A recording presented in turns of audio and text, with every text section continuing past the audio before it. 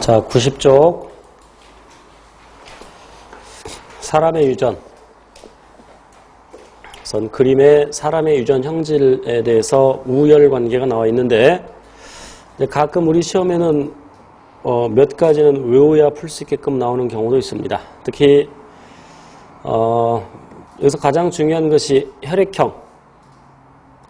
물론 뒤에 살펴볼 텐데 이것도 A와 B 사이에 우열 관계가 없죠. 하지만 중간 유전은 아닙니다. 이따 설명드릴게요. 그 다음에 혀말기는 혀를 말 수 있는 게 그 U자 모양으로 말 수 있는 게 우성이고, 그 다음에 귓불은 분리형이 우성이고, 그 정도 기억하시면 되겠어요. 사람의 유전 연구 방법이 아래에 나와 있는데 아까 멘델이 완두콩을 재료로 해서 7가지 형질을 봤어요. 그럼 멘델은 왜 완두를 유전 실험 재료로 선택을 했을까? 물론 이제 우연히 그렇게 했을 수 있겠지만, 그러니까 완두가 유전 실험 재료로 적합할 조건.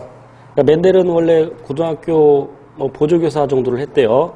이제 좀 똘똘하니까 그 학교 선생이 야, 너 대학 가서 공부해. 그래서 그때 당시 신학대학을 가서 이제 졸업하고 그 수도원에 근무하면서 되게 심심했나 봐. 그래서 뜰에다가 완두콩 심고 따서 막 세아려보고, 그래서 우열의 법칙도 발견하고 분리의 법칙, 독립 법칙도 발견했는데 그렇게 발견할 수 있었던 것은 유전 실험 재료로 완두가 적합하기 때문인데,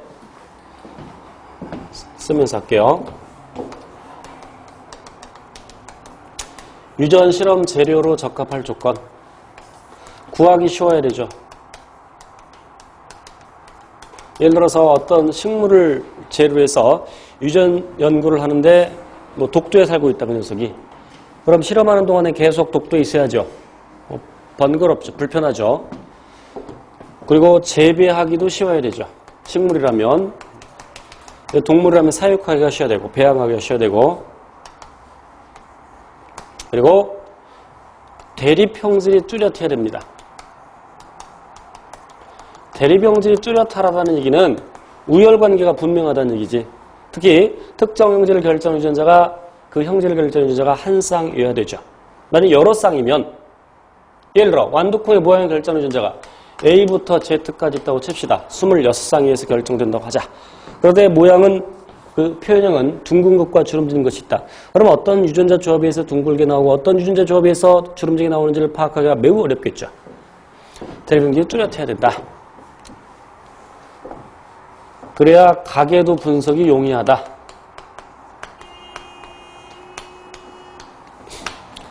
자, 그 다음에 임의 교배가 가능해야 됩니다.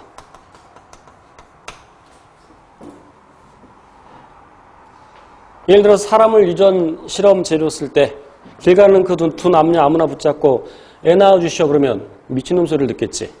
임의 교배가 가능해야 돼. 그리고 또 자가교배도 가능해야 되죠. 사전적 의미의 자가교배는 사람이라면 남매끼리 결혼하는 거, 사람은 불가능하죠. 하지만 식물이나 다른 동물들은 윤리적 문제 없이 할 수 있죠. 그리고 한 번에 만들어지는 자손수가 많아야 되죠. 그래야 통계 처리하기에 적합하죠. 신뢰도를 높일 수 있죠. 특히 중요한 건 대립형질이 뚜렷하다는 것. 사람 구하기 쉬워요? 얘랑 얘도 얼마가 의미가 비슷하죠.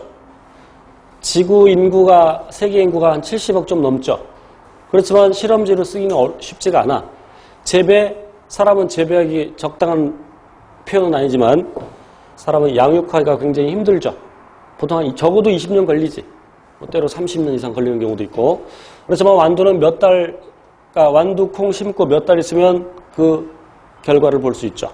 그리고 사람의 경우에 대립형질이 뚜렷한 것도 물론 있습니다. 아까 귓불 모양이나 등등. 그렇지만 뚜렷하지 않은 게 굉장히 많죠. 사람 임의교배 불가능하고 자기교배 불가능하죠. 자손수 보통 한 명 낳죠. 물론 여기서 자손수는 한 번에 만들어지는 자손수를 얘기하는 겁니다. 그래서 사람은 이렇게 연구하기가 어렵죠. 따라서 사람은 어떻게 연구하느냐? 가계도를 조사하죠. 그래서 어떤 형질이 어떤 경로를 통해서 내려갔는지, 그리고 자손 세대는 어떻게 내려갈 건지. 그다음에 집단조사. 통계 조사하는 겁니다. 소위 집단 유전학.